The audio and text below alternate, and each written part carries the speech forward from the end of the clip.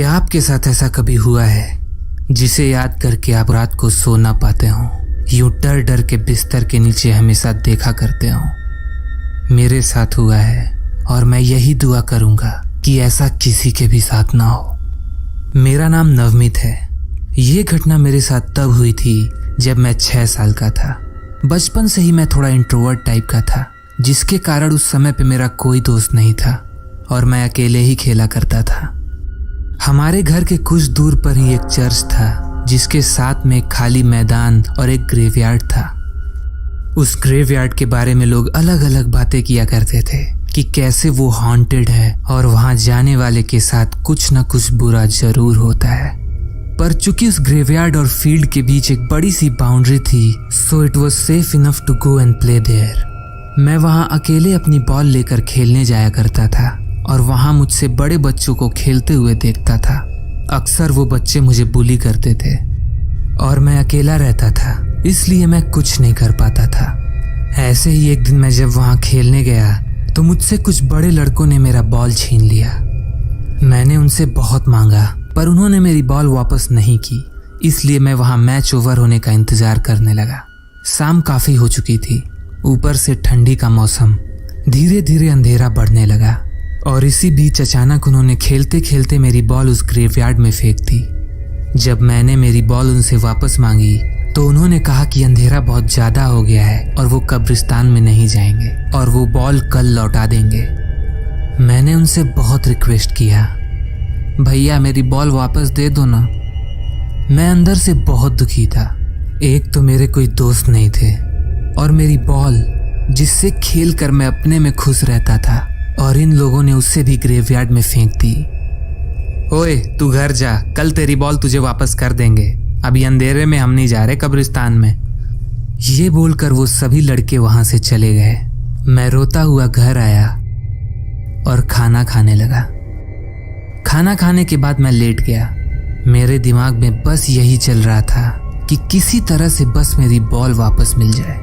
अब इसे जिद कहें या बेवकूफ़ी, पर उस रात मैंने कुछ ऐसा किया जो मैं आज तक रिग्रेट करता हूँ।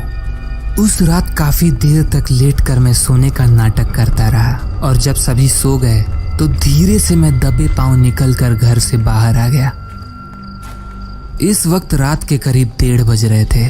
ठंडी की रात थी, चारों तरफ गुप अंधेरा और सन्नाटा और उसके ऊपर घनघोर कोहरा पूरे माहौल को एक सिनिस्टर फीलिंग दे रही थी। आज मुझे उस दिन के बारे में सोचकर पसीने छूट जाते हैं कि मैं कितना नासमझ था जो मैंने ये कदम उठाया। पर उस वक्त मेरे दिमाग में बस मेरी बॉल चल रही थी। मैं घर से चलते हुए उस ग्रेवयार्ड तक पहुंचा। वहां पहुंचकर मैंने चारों तरफ चेक किया कि कोई वहां है तो नहीं। फिर उसके बाद बाउंड्री पर चढ़कर उस ग्रेवयार्ड में कूद गया।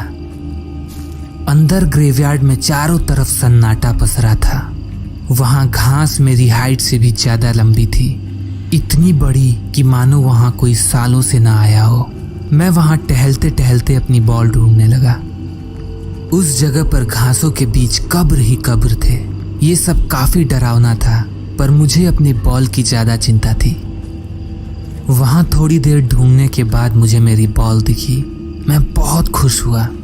बॉल उठाने के बाद जब मेरे सर से बॉल का भूत उतरा तो मुझे रियलाइज हुआ कि इस बॉल के चक्कर में मैं कहाँ आ गया हूँ। मैं तुरंत वहां से निकलकर घर जाना चाहता था।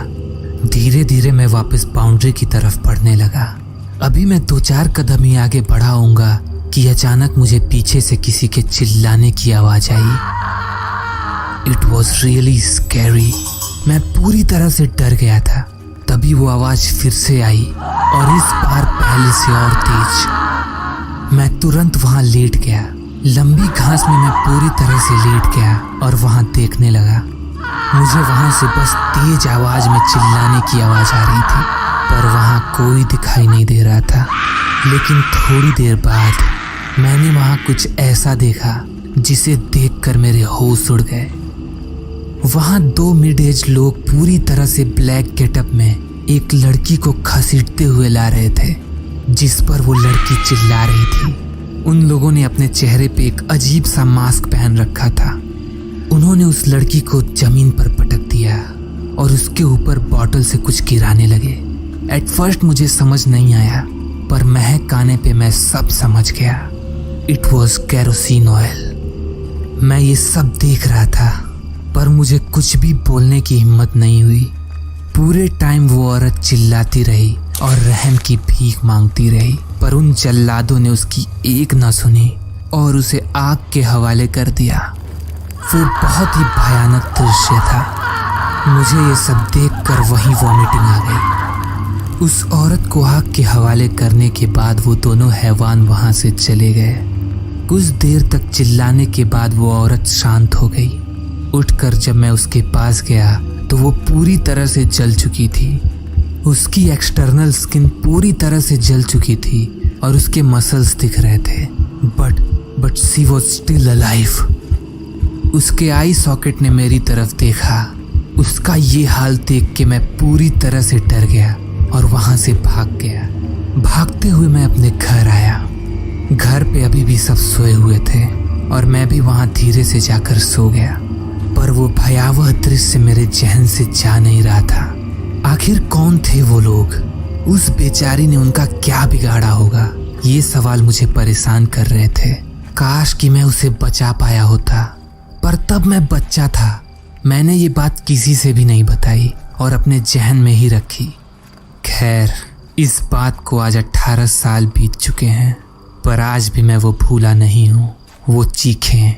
एक चीज जो मैंने उन नकाब पोशों से सीखी वो ये कि माफी गलती की होती है, गुनाह की नहीं, और दया जैसी कोई चीज नहीं होती।